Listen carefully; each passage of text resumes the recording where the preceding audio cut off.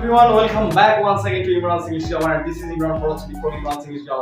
আজকে আরো একটি কন্ডিশনাল এবং মজার প্রিপজিশন নিয়ে আমরা আলোচনা করব। সেই মজার এবং কন্ডিশনাল প্রিপজিশনের গুচ্ছটা হচ্ছে অন, এভার এবং অ্যাভাব। আমরা আজকে প্রিপজিশনের তিনটা কন্ডিশনাল প্রিপজিশন আছে, যে তিনটা কন্ডিশনাল প্রিপজিশনের ব্যবহারটা এবং শর্টকাট টেকনিকটা দেখে নিব এবং সেই সাথে সাথে সারা জীবনের ডাউট ক্লিয়ার করে নিব। স্পেশালি আমরা যখন কোনো সেন্টেন্সে এই তিনটা প্রিপজিশন ব্যবহার করি কিংবা কোনো কম্পিটিটিভ এক্সামে এই প্রিপজিশনের ব্যবহারগুলো আসে, তখন আমরা ডিফিকাল্টি ফেস করি, আমরা যে ক্লাসের স্টুডেন্ট হই না কেন। সো এখানে আমরা যে তিনটা প্রিপজিশন নিয়ে আলোচনা করব সেটা হচ্ছে অন, একটা হচ্ছে ওভার, একটা হচ্ছে এভাব। সো আমরা এই অন, ওভার এন্ড এভাব এই যে তিনটা প্রিপজিশন আছে, এই তিনটা প্রিপজিশনের ব্যবহারটা আমরা বারবার পড়ি কিন্তু আসলে ভুলে যাই। তো আজকের এই ক্লাসে পড়ে অন, ওভার এন্ড এভাব এই যে তিনটা প্রিপজিশনের ব্যবহার নিয়ে আর কখনোই তোমাকে ডাউট ফিল করতে হবে না এবং সবসময় তুমি এই প্রিপজিশনটাকে তুমি সহজেই ব্যবহার করতে পারবা যদি তুমি এই ক্লাসটাকে সুন্দর করে বুঝতে চেষ্টা করো। So let's get started. আর দেরি না করে আমরা সরাসরি চলে যাই। সো এখানে দেখো যে তিনটা কন্ডিশনাল প্রিপজিশন এখানে রয়েছে তার মধ্যে প্রথমটা হলো অন। তাহলে অনটা অন কখন বসবে বা কিভাবে বসবে আমরা আগে তিনটা এক্সাম্পল দেখি। The book is dash the travel. The book is dash the travel. এরপর আমরা দেখো the book is dash the travel. এরপর আমরা লিখি the fan is moving dash my head. আমি এই তিনটা এক্সাম্পলের মাধ্যমে বিষয়টাকে ক্লিয়ার করে দেব। The fan is moving dash my head. The bird is flying. F-L-Y-I-N. The bird is flying dash my head. The bird is flying dash my head. এই যে আমরা যে তিনটা एग्जांपल এখানে লিখলাম, এই তিনটা एग्जांपलेর মাধ্যমে খুব সহজেই আমরা অন কোথায় বসবে, আমরা অন কোথায় বসাবো, আমরা ওভার কোথায় বসাবো এবং আমরা অ্যাভাব কোথায় বসাবো এই বিষয়টা আমরা একটু ক্লিয়ার করে নিব। তাহলে দেখো অন কখন বসবে, যে অনটা হচ্ছে যে লাগালাগি বা স্পর্শকাতর অবস্থায় উপরে বোঝালে, অর্থাৎ একটা বস্তু যদি আরেকটা বস্তুর উপরে স্পর্শকাতর অবস্থায় থাকে তখন আমরা সেখানে অন ব্যবহার করব। আমি আবার বলছি, একটা বস্তু যখন আরেকটা বস্তুর উপরে স্পর্শকাতর অবস্থায় থাকবে তখন আমরা সেখানে অন ব্যবহার করব। তাহলে এখানে দেখো এই তিনটা সেন্টেন্সের মধ্যে কোন সেন্টেন্সটাতে অন প্রিপজিশনটা ব্যবহৃত হবে। The book is dash the travel, এখানে অন ব্যবহৃত হবে না। The fan is moving dash my head, এখানে অন ব্যবহৃত হবে না। The bird is flying dash my head, যে পাখিটা আমার মাথার উপর দিয়ে উড়ছে। তাহলে কোথায় আমরা অন ব্যবহার করব?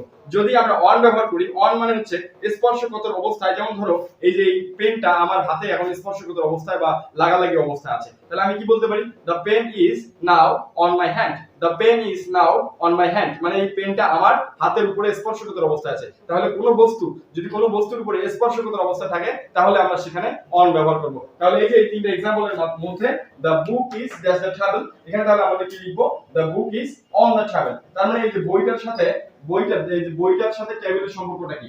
বইটার সাথে টেবিলের সম্পর্কটা হচ্ছে বইটা টেবিলের উপর স্পর্শকাতর অবস্থায় আছে। ক্লিয়ার? তাহলে এই বইটার সাথে টেবিলের সম্পর্কটা কি? বইটা টেবিলের উপরে স্পর্শকাতর অবস্থায় আছে। যেহেতু স্পর্শকাতর অবস্থায় আছে সেহেতু আমরা স্পর্শকাতর অবস্থায় কোনো বস্তু যদি কোনো বস্তুর উপরে থাকে তাহলে আমরা সেখানে কি বসাবো? অন বসাবো। এরপর আমরা নেক্সট ওয়ান দেখি। The fan is moving dash my head. The fan is moving dash my head. ধরো আমি একটা রুমের মধ্যে আছি এবং আমার মাথার উপরে একটা ফ্যান ঘুরছে, তাহলে এই সেন্টেন্সটা হলো the fan is moving dash my head. এখন ফ্যানটা যে মাথার উপরে ঘুরছে নিশ্চয়ই ফ্যানটা আমার আওতার মধ্যে উপরে আছে। নিশ্চয়ই ফ্যানটা আমি যে কোনো সময় ফ্যানটাকে আমি সুইচ অফ করে ফ্যানটাকে ধরতে পারি বা ছুঁতে পারি বা ফ্যানটাকে আমি মেরামতের জন্য নিজের মতো করে নিতে পারি। সো যদি কোনো বস্তু যদি আয়ত্তের মধ্যে উপরে থাকে, কোনো বস্তু যদি আয়ত্তের মধ্যে উপরে থাকে তাহলে আমরা সেখানে ওভার বসাবো। কোনো বস্তু যদি আয়ত্তের মধ্যে উপরে থাকে তাহলে আমরা সেখানে কি বসাবো? ওভার বসাবো। তাহলে দ্য ফ্যান ইজ মুভিং, ফ্যানটা ঘুরতেছে ড্যাশ মাই হেড। আমি যদি এখানে অন মাই হেড দেই, অনেকে যদি এখানে বলে যে অন মাই হেড ব্যবহার করো, দ্যাট ইজ টোটালি রং। কারণ অন হচ্ছে কি স্পর্শকাতর অবস্থায়। যখন তুমি বলবা the fan is moving on my head, তার মানে তোমার ফ্যানটা তোমার মাথার উপরে স্পর্শকাতর অবস্থায় ঘুরছে। আর যখন স্পর্শকাতর অবস্থায় ঘুরবে তখন তোমার এখানে বেঁচে থাকার সম্ভাবনা খুব কম। তো বাই দ্য ওয়ে, তাহলে এটা বলা যাবে না দ্য ফ্যান ইজ মুভিং যদি আয়ত্তের মধ্যে উপরে থাকে। যদি আয়ত্তের মধ্যে উপরে থাকে তাহলে আমরা সেখানে কি বসাবো? আমরা সেখানে ওভার বসাবো। ওভার আয়ত্তের মধ্যে উপরে থাকলে আমরা সেখানে কি বসাবো? ওভার। আয়ত্তের মধ্যে উপরে থাকলে আমরা সেখানে ওভার বসাবো। আয়ত্তের মধ্যে যদি উপরে থাকে তাহলে আমরা সেখানে কি বসাবো? ওভার বসাবো। ওকে, সো এরপরে আমরা দেখি the bird is flying.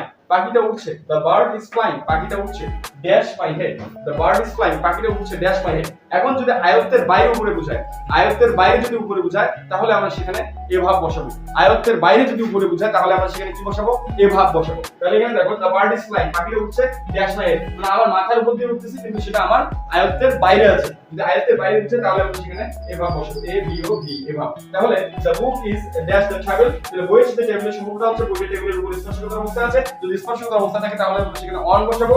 R the fan is moving dash my head, ফ্যানটা আমার মাথার উপরে আছে কিন্তু ফ্যানটা আমার আয়ত্তের মধ্যে আছে, যদি কোনো বস্তু উপরে আয়ত্তের মধ্যে থাকে তাহলে আমরা সেখানে কোনো বস্তু যদি কোনো কিছু আয়ত্তের মধ্যে থাকে তাহলে আমরা সেখানে ওভার বসাবো। আর the bird is flying, পাখিটা উঠছে dash my head, আমার মাথার উপরে, পাখিটা উঠতেছে কিন্তু সেটা আমার মাথার উপরে কিন্তু সেটা আয়ত্তের বাইরে, সেজন্য আমরা এখানে অ্যাভাব বসাবো। সো নিশ্চয়ই তোমরা এই তিনটা প্রিপোজিশনের ব্যাপার প্র্যাকটিক্যাল লাইফে please try to just use these three types of preposition in your practical life and make some sentences by your own self to improve your spoken English and language skill. And please, if you are new to our channel, please do subscribe my channel to get more classes. And if you do have any demand on any class, just comment on the comment box and I will take this class on basis of your demand. Thank you so much and stay connected.